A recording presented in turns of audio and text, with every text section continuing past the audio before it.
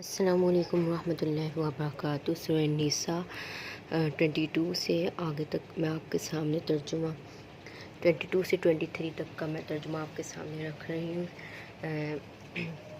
تم پر حرام کی گئی تمہاری مائیں، بیٹیاں، بہنیں، پھوپھیاں، خالائیں،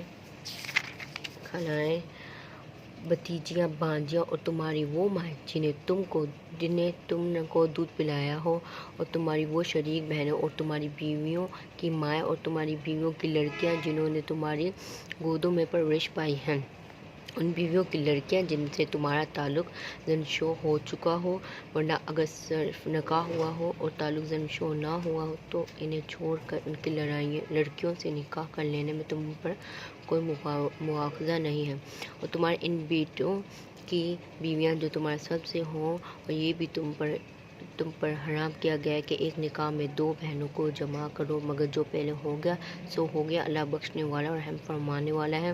اور وہ عورتیں بھی تم پر حرام ہیں جو کسی دوسرے کے نکاح میں ہوں، محصنات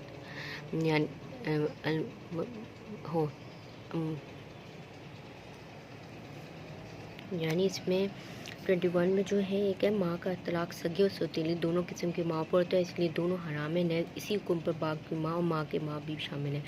22 بیٹی کے حکم میں پوتی اور نواسی بھی شامل ہیں۔ 23 سگی بہن اور ماں شریک بہن اور باپ شریک بہن تینوں اس حکم میں یکساں ہیں۔ 24 یعنی ان سب رشتوں میں بھی سگے اور سوتیلے کے درمیان کوئی فرق نہیں۔ 25 اس پر امت میں اتفاق ہے کہ ایک لڑکے کی یا لڑکی نے جس عورت کا دودھ پیا ہو، اس کے لیے وہ عورت ماں کے حکم میں اور اس کا شوہر باپ کے حکم میں ہے، اور تمام وہ رشتے جو حقیقی ماں اور باپ کے تعلق سے حرام ہوتے ہیں، رضاعی ماں اور باپ کے تعلق سے بھی حرام ہو جاتے ہیں۔ اس بچے کے لیے رضاعی ماں کا صرف وہی بچہ حرام نہیں ہے جس کے ساتھ اس نے دودھ پیا ہو، بلکہ اس کی ساری اولاد اس کے سگے بھائی بہنوں کی طرح ہیں، اور ان کے بچے ان کے لیے سگے بھانجوں بھتیجوں کی طرح۔ 26 ایسی لڑکی کا حرام ہونا اس شرط پر موقوف نہیں ہے کہ اس نے سوتیلے باپ کے گھر میں پرورش پائی ہو۔ فقہائے امت کا اس بات پر تقریباً اجماع ہے کہ سوتیلی بیٹی آدمی پر بہرحال حرام ہے، خواہ اس نے سوتیلے باپ کے گھر میں پرورش پائی ہو یا نہ پائی ہو۔ 27 بیٹے ہی کی طرح پوتے اور نواسے کی بیوی بھی دادا اور نانا پر حرام ہے۔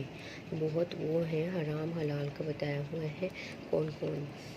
آگے 5ویں سپارہ بھی انشاءاللہ ہے۔ 28 نبی صلی اللہ علیہ وسلم کی ہدایت کے خالہ اور بانجی اور پھوپھی اور بھتیجی کو بھی ایک ساتھ نکاح میں رکھنا حرام ہے۔ اس معاملے میں یہ سوچ سمجھ لینا کہ ایسی دو عورتوں کو جمع کرنا بہرحال حرام ہے جن میں سے کوئی ایک اگر مرد ہوتی تو اس کا نکاح دوسری سے حرام ہوتا۔ 29 یعنی اس پر بات پرس نہ ہوگی مگر جس شخص نے حالت کفر میں دو بہنوں کو نکاح میں جمع کر رکھا ہو، اسے سلام لانے کے بعد ایک کو رکھنا اور ایک کو چھوڑنا ہوگا۔